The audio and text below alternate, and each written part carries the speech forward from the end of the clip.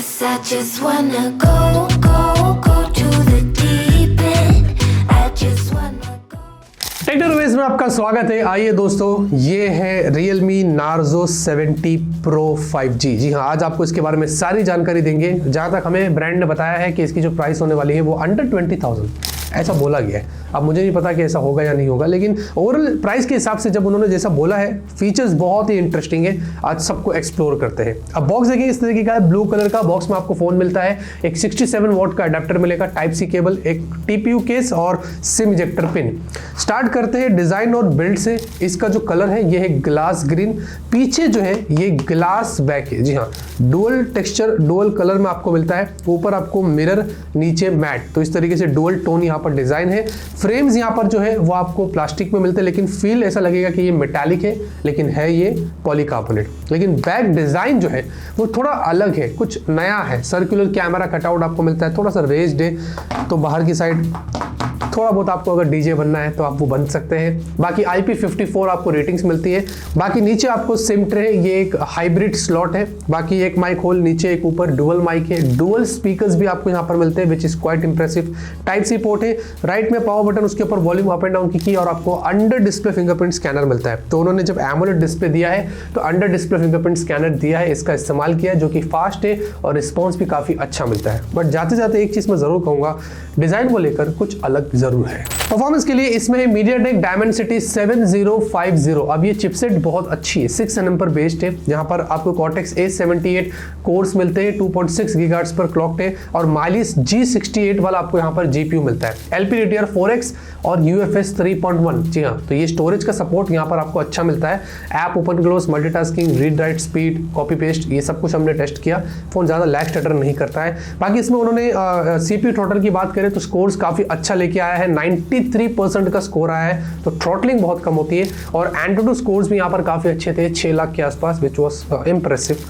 बाकी इसमें VC cooling system भी दिया है, तो वेपर चैम्बर थोड़ा सा लार्ज है, तो वो आपको थोड़ा सा हीट में हेल्प करता है। हमने लॉन्ग टर्म गेम भी खेला है, बेंचमार्क्स भी किया, तो ये इतना ओवर हीट वगैरह के कोई इश्यूज नहीं देता है। BGM आपको खेलना है तो आप HDR पर, अल्ट्रा पर सेट करके खेल सकते हैं। कॉल ऑफ ड्यूटी भी आप वेरी हाई पर खेल सकते हैं। ओवरऑल गेमिंग यहाँ पर काफ़ी अच्छी हो जाती है और डे टू डे लाइफ के टास्क मिलाकर जो चिपसेट यहाँ पर आपको मिलती है वो काफ़ी बैलेंस्ड है और परफॉर्मेंस यहाँ पर आपको काफ़ी अच्छी मिलने वाली है। डिस्प्ले की बात करेंगे, 6.67 इंच की फुल HD प्लस की एक OLED डिस्प्ले मिलती है। यहाँ पर आपको पंचोल सेंटर में बहुत ही छोटा है, चिन भी कम है। प्राइस के हिसाब से ये बहुत अच्छा काम किया है और यहाँ पर स्क्रीन गार्ड भी पहले से लगा कर दिया है। डिस्प्ले के ऊपर असाही ग्लास प्रोटेक्शन आपको अलग से मिल जाती है, तो वो चीज लगी हुई है। बाकी 120 हर्ट्ज की आपको इसमें हाई रिफ्रेश रेट मिलती है। स्मूथनेस आपको यहाँ पर काफी अच्छी देखने को मिलेगी और 2000 निट्स की आपको पीक ब्राइटनेस मिलती है। टिपिकल ब्राइटनेस तो नहीं पता है, लेकिन पीक ब्राइटनेस के बारे में पता है कि आउटडोर सनलाइट के सामने ये अप टू 2000 निट्स तक जा सकता है। हमने जब आउटडोर में टेस्ट किया तो उसकी विजिबिलिटी काफी अच्छी थी, सब कुछ यहाँ पर क्लियरली विजिबल था। DCI P3 यहाँ पर दिया है, कलर्स वगैरह बहुत अच्छे थे। हमने YouTube पर वीडियोस वगैरह चेक किए, बहुत ही बढ़िया कलर्स यहाँ पर ये प्रोड्यूस करता है।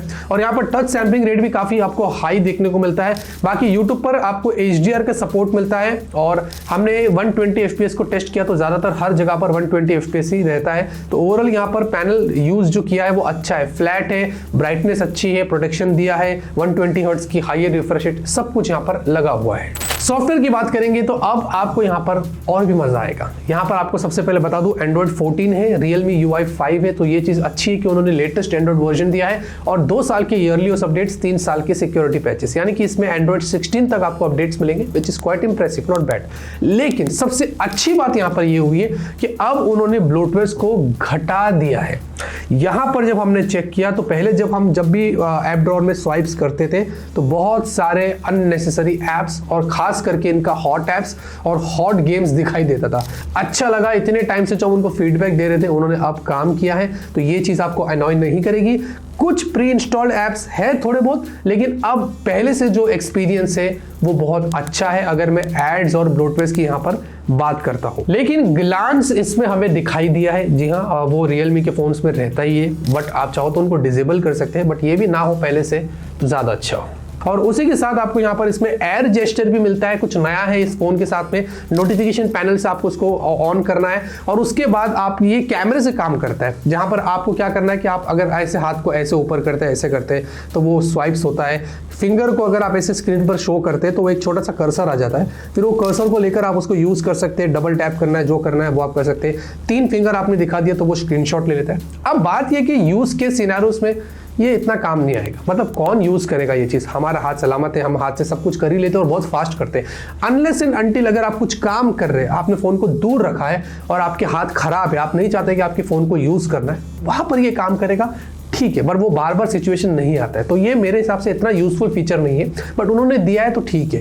बाकी एक फ्लैश कैप्सूल करके भी फीचर मिलता है, अगर आपने वॉइस रिकॉर्डिंग किया तो छोटा सा कैप्सूल आ जाता है ऊपर, और अगर आपने स्क्रीन रिकॉर्डिंग किया तो वो छोटा सा आपको वहां पर दिखाई देता है। ओवरऑल दोस्तों सॉफ्टवेयर से मैं पहले से अब यहाँ पर काफी खुश हूँ, ये काम इस बार उन्होंने काफी अच्छा किया है। कैमरे की बात करते हैं, 50 मेगापिक्सल सेंसर है जिसमें सोनी IMX890 लगा हुआ है। ये उन्होंने ऐसा बताया कि सेगमेंट का फर्स्ट फोन है जो इस सेंसर के साथ आपको मिलता है, ऐसा ब्रांड ने बोला है। तो इसके लिए अब देखते हैं कि प्राइस क्या होती है।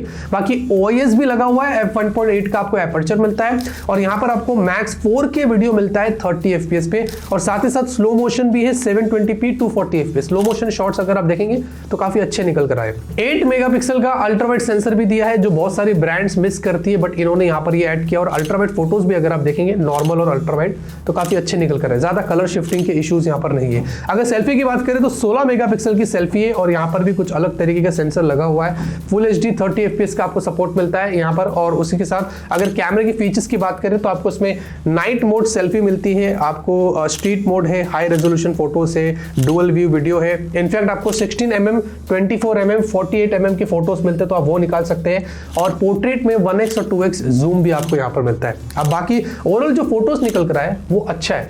रीजन यहाँ पर ये कि जो सेंसर है सोनी IMX890 ये बहुत अच्छा सेंसर है, बड़े बड़े फोन्स में हमें देखा था, अब यहाँ पर इसमें देखने को मिल रहा है। और यहाँ पर कलर वाइब्रेंट लगता है देखने में, बाकी बढ़िया है। पोर्ट्रेट शॉट्स, एज डिटेक्शन सब कुछ अच्छा। डे के फोटोज बहुत अच्छे थे, इनफैक्ट सेल्फीज भी काफी अच्छी निकल कर आई थी, यहाँ पर भी कोई खास कंप्लेंट्स नहीं थे। डायनामिक रेंज भी काफी अच्छा था। नाइट के फोटोज भी बहुत अच्छे थे, इंप्रेसिव फोटोज थे। अगर आप सेल्फी भी देखते हैं नाइट की तो काफी अच्छी निकल कर आई है। और रियर फोटोज भी अगर आप देखोगे तो काफी बढ़िया, नॉइस कम है, फ्लैर्स थोड़े दिखते हैं लेकिन ओवरऑल नॉइस कम है, शार्पनेस अच्छी है, तो वहां पर भी कोई ज्यादा कंप्लेंट्स नहीं थी। और वीडियो देखते हैं डे के तो आपको मैं रियर सेल्फी दोनों दिखा रहा हूं, तो दोनों ही काफी अच्छी क्वालिटी के वीडियोस यहाँ पर निकाल लेते हैं, यहाँ पर भी कोई खास कंप्लेंट्स नहीं थे। बाकी कैमरे के फोटोज तो मुझे अच्छे लगे, फर्स्ट इंप्रेशन। मैंने आपको गूगल ड्राइव की लिंक नीचे छोड़ दिया हूँ, आप खुद जाके जज कर सकते हैं। बैटरी की बात करेंगे, 5000 mAh की बैटरी है, 67 वॉट की आपको चार्जिंग मिलती है, तो यहाँ पर चार्जर अच्छा है, सपोर्ट अच्छा दिया गया। और बेसिक में हमेशा यही एक्सपेक्ट करता हूँ ब्रांड से कि आपको एटलीस्ट 67 तो देना चाहिए, ना एकदम ज्यादा ना एकदम कम, ये ठीक है। बाकी 0 to 100% लगभग 45 मिनट्स लगेगा इसको फुल चार्ज होने में, which is impressive, not bad. लेकिन यहाँ पर हमने फुल बैकअप इसका टेस्ट नहीं किया है, मैं एक रिव्यू प्लान कर रहा हूँ क्योंकि फोन मुझे थोड़ा इंटरेस्टिंग लगा है, तो मैंने सोचा कि एक रिव्यू करते हैं और रिव्यू में देखते हैं कि ये फोन कितना अच्छा से हमें झेल पाता है। तो एक फुल रिव्यू आएगा, उसमें डिटेल बैटरी टेस्ट करेंगे। लेकिन 5000 mAh की बैटरी है, ऑन एवरेज जितना भी हमने इस्तेमाल किया है पूरा दिन बैकअप तो ये आराम से दे रहा है। नेटवर्क कनेक्टिविटी की बात कर ले तो आपको डुअल सिम 5G का सपोर्ट है, मल्टीपल 5G बैंड्स दिए गए हैं, वाइड बैंड L1 है, आपको ब्लूटूथ यहाँ पर 5.2 मिलता है, कैमरा टू API दिया गया है, उसी के साथ Wi-Fi 6 और सारे सेंसर्स का आपको यहाँ पर सपोर्ट मिलता है। जाते जाते बात करते हैं अपने ओपिनियन की, तो ओवरऑल जितना भी दोस्तों हमने इस फोन को टेस्ट किया है तो फोन काफी इंप्रेसिव है, मतलब फीचर्स अच्छे लगे, मतलब नॉट बैड। और अगर ब्रांड ऐसा बोलती है कि 20,000 के नीचे आता है तो फिर तो अच्छी बात है कि क्योंकि फोन उस प्राइस पर काफी जस्टिस करता है, और हो सकता है कि ऑफर के साथ भी आ जाए 20,000 तक, तो नॉट बैड क्योंकि फीचर्स अच्छे हैं। जहां तक मैंने इसको टेस्ट किया मुझे कोई ज्यादा कंप्लेंट्स नहीं है। जो चीज अच्छी होती है हम बोल ही देते हैं, जो चीज नहीं होती है उसको अनबॉक्सिंग ही नहीं करते, यही हमारा फंडा है। हमारे यहाँ ऐसा ही होता है। बाकी 8128, 8256 दो वेरिएंट्स, अब देखते हैं कि क्या प्राइस पर एक्चुअली में ये आता है, जो ब्रांड ने बोला क्या वो सही है नहीं है। बाकी डिस्क्रिप्शन कमेंट में प्राइसिंग अपडेट हो जाएगी। लाइक करिए, सपोर्ट करिए, सब्सक्राइब करिए, तब तक के लिए ऑलवेज कीप स्माइलिंग।